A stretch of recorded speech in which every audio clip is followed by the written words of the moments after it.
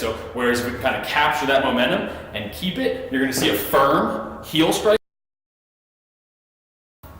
Hey guys, Tyleranzmann here with Tyleranzmannperformance. So today we're going to talk about foot strike patterns and their potential effects on velocity. So first, let's review front leg mechanics. So the front leg gets a lot of attention, and with good reason. So the front leg is meant to stop forward movement, right, and transfer that energy into the trunk and then eventually the ball, right? So in order for that to happen, what we need to happen is for the front leg to stiffen up prior to ball release. So I think a lot of people think of this as like just violent knee extension happening on its own, but I think that's an incomplete view of what's actually happening, right? So in order for the knee to extend, we need the hip to hinge, right? So it's going to push back into the body, and then as a result, knee extension will happen. So knee extension then is a result of hip and trunk movement, not the driver of movement. All right, so in the kinetic chain view of biomechanics, basically one piece of the body transfers energy to the next piece of the body, right? So the lower body, the upper body, to the hand, to the ball.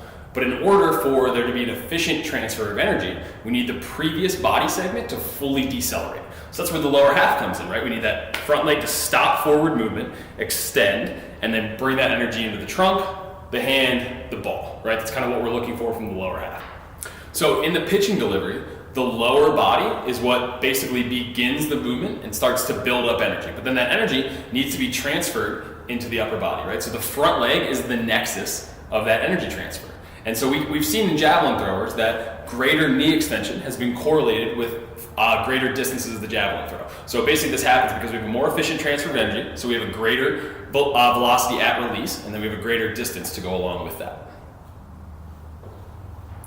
So while the front leg gets a lot of attention in terms of high velocity and great distance throwing, the ankle and foot get significantly less attention, and I think that's kind of a miss on our part. So let's use javelin throwers as an example. They're probably the most efficient throwers on the planet, and almost all of the high-level throwers almost exclusively land with a heel strike.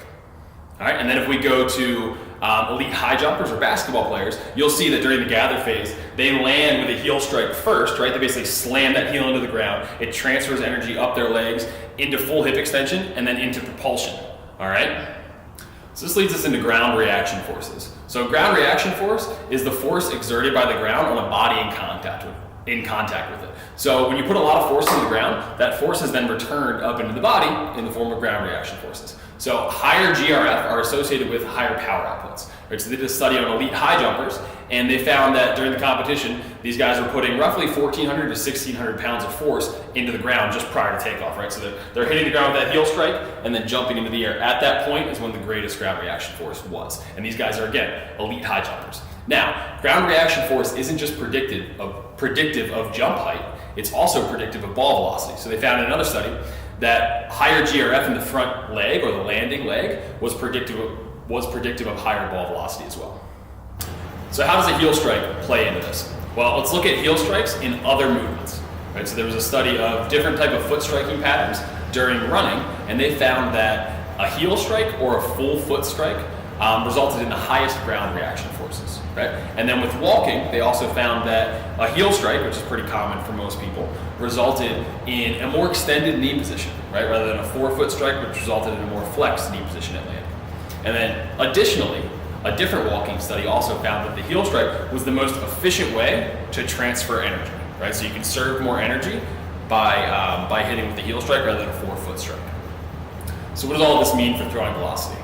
Well, the heel strike has quite a few things in its favor. Right, so a heel strike leads to higher ground reaction forces, it leads to greater knee extension, and it leads to more efficient energy transfer.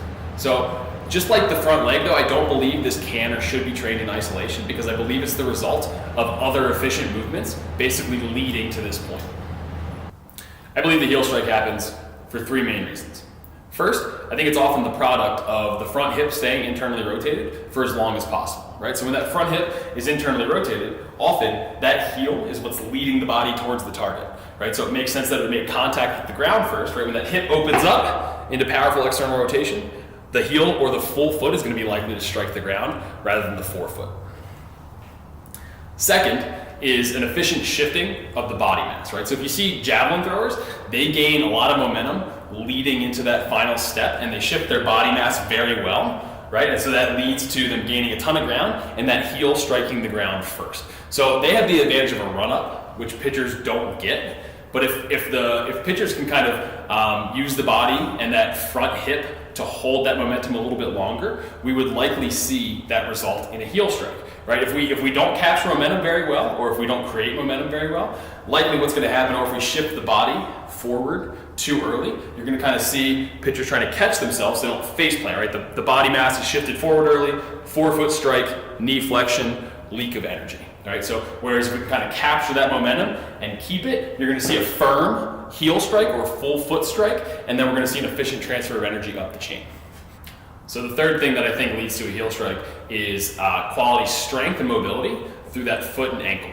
So I think that guys who are going to land on a forefoot will probably lack ankle dorsiflexion and significant foot strength to be able to kind of hold that position throughout. So I think an important note with all of this is that just because you do or don't heel strike doesn't mean you will or won't throw hard, right? All guys are going to create velocity just a little bit differently. So just because a guy doesn't heel strike doesn't mean he can't throw very hard, right? They may be using other qualities to kind of get to that point. So they may have extremely long levers, they may have a ton of muscle mass, they may have elite sequencing elsewhere, right? So just because they don't heel strike doesn't mean they can't throw hard, because plenty of guys do. However, I think another important note is that I see a full foot or midfoot strike basically the same as I do a heel strike. My main point is that I think a forefoot strike is suboptimal for throwing at your peak velocity. All right, so stay tuned for another video where I go over kind of how to train this concept.